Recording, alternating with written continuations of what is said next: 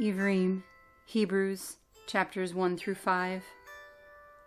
Yahuah, having of old spoken in many portions and many ways to the fathers by the Nevi'im, has in these last days spoken to us by the Bane, whom he has appointed heir of all, through whom also he made the ages, who being the brightness of the esteem and the exact representation of his substance, and sustaining all by the word of his power, having made a cleansing of our sins through himself, sat down at the right hand of the greatness on high, having become so much better than the messengers, as he has inherited a more excellent name than them.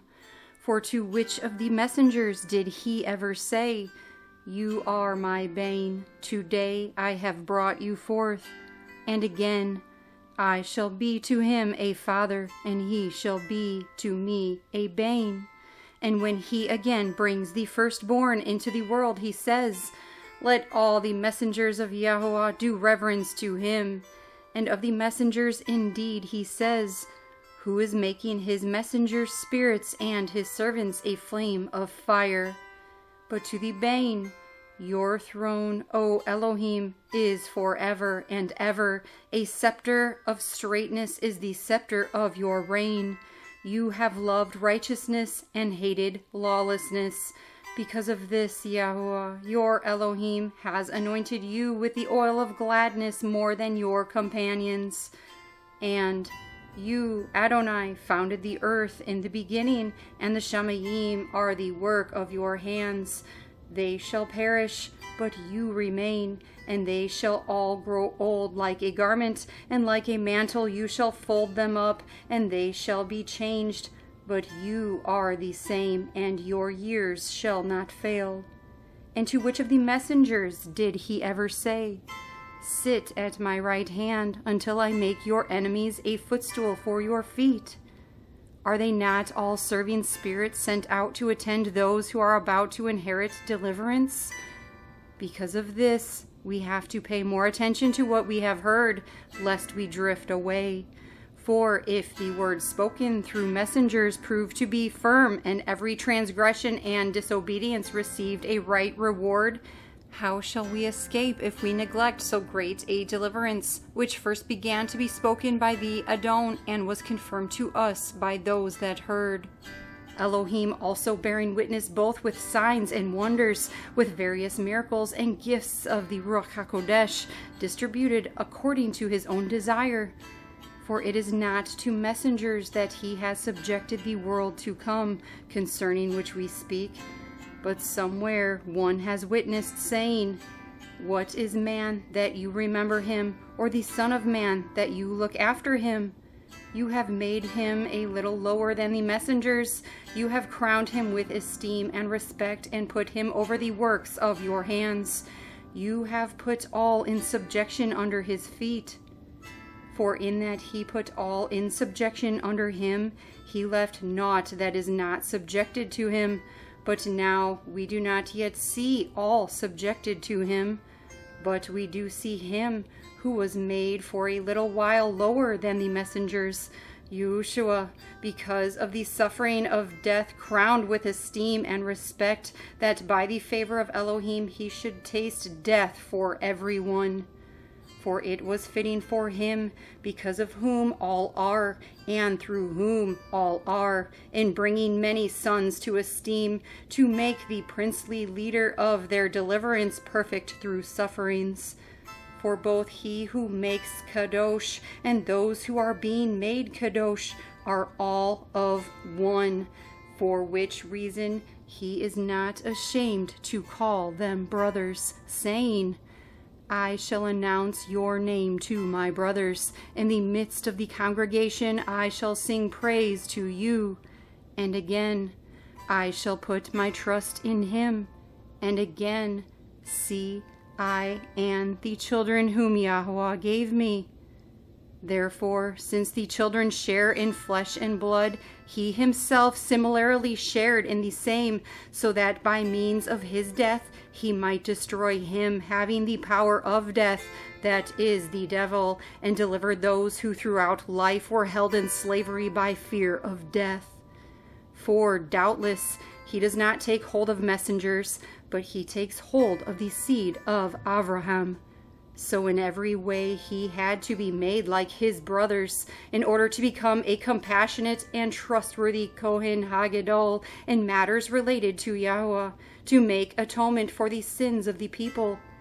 For in what he had suffered, himself being tried, he is able to help those who are tried. Therefore, Kodesh brothers, partakers of the calling of the Shamayim, closely consider the emissary and Kohen Hagadol of our confession, Mashiach Yahusha, who was trustworthy to him who appointed him, as also Moshe in all his house. For this one has been deemed worthy of more esteem than Moshe, as much as he who built the house enjoys more respect than the house. For every house is built by someone, but he who built all is Elohim. And Moshe indeed was trustworthy in all his house as a servant, for a witness of what would be spoken, but Mashiach as a bane over his own house, whose house we are if we hold fast the boldness and the boasting of the expectation firm to the end. Therefore, as the Ruach HaKodesh says, today, if you hear his voice, do not harden your hearts as in the rebellion, in the day of trial in the wilderness, where your fathers tried me, proved me, and saw my works 40 years. Therefore I was loathed with that generation and said, they always go astray in their heart, and they have not known my ways. As I swore in my wrath, if they shall enter into my rest. Look out, brothers, lest there be in any of you a wicked heart of unbelief in falling away from the living Elohim, but encourage one another daily, while it is called today, lest any of you be hardened by the deceit of sin. For we have become partakers of Mashiach if we hold fast the beginning of our trust firm to the end, while it is said, today, if you hear his voice, do not harden your hearts as in the rebellion. For who, having heard, rebelled? Was it not all who came out of Mitzrayim, led by Moshe?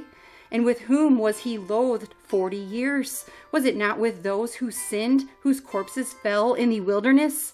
And to whom did he swear that they would not enter into his rest, but to those who did not obey? So we see that they were unable to enter in because of unbelief.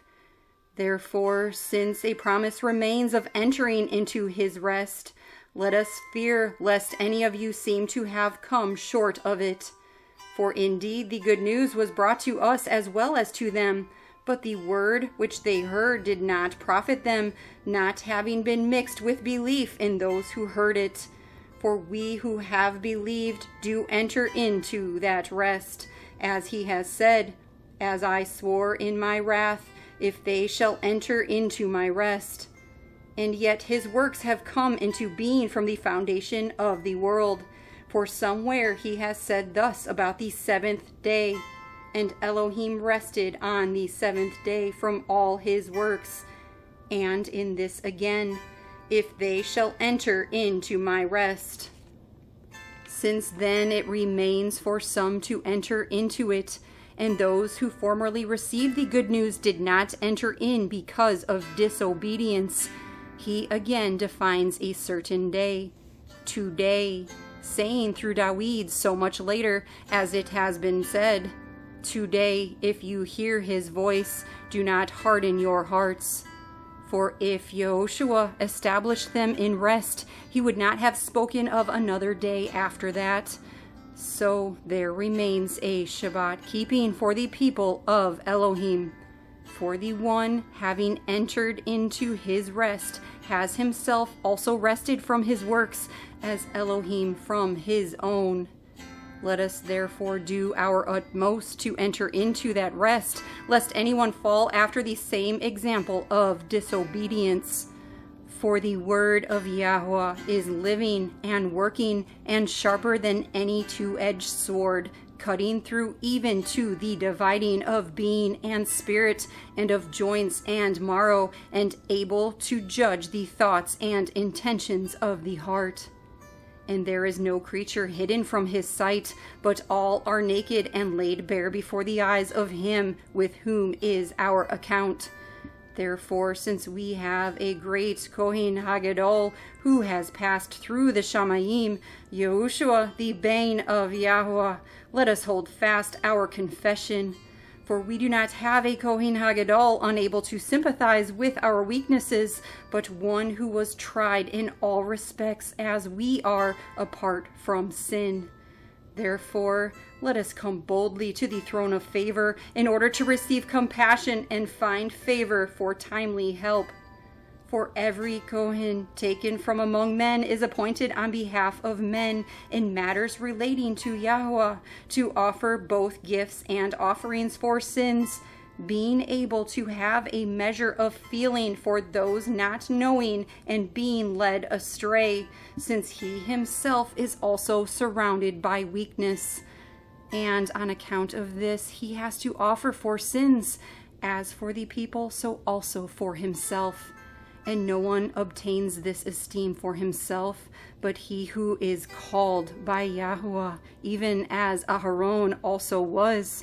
So also Hamashiach did not extol himself to become Kohen Hagadol, but it was he who said to him, "You are my bane, today I have brought you forth."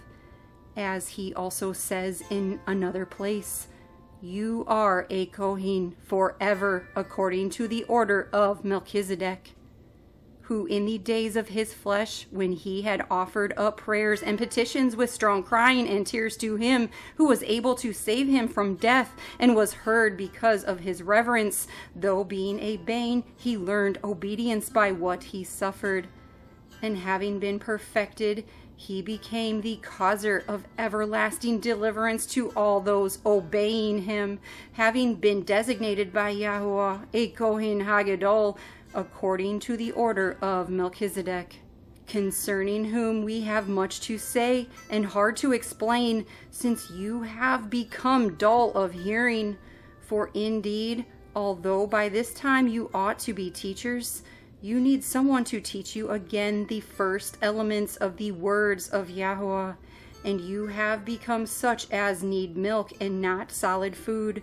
For everyone partaking of milk is inexperienced in the word of righteousness, for he is a child.